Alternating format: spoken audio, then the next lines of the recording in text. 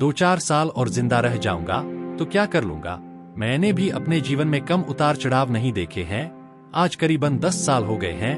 मेरे भाई के बच्चे मुझसे मिलने नहीं आए हैं। बस सब अपने अपने काम में व्यस्त है। क्या रिश्ते, क्या परिवार, यह तो अब केवल नाम के रह गए हैं। कोई किसी के काम नहीं आता। वक्त आने पर सबको अपना पेट और अपना किचन नजर आता है।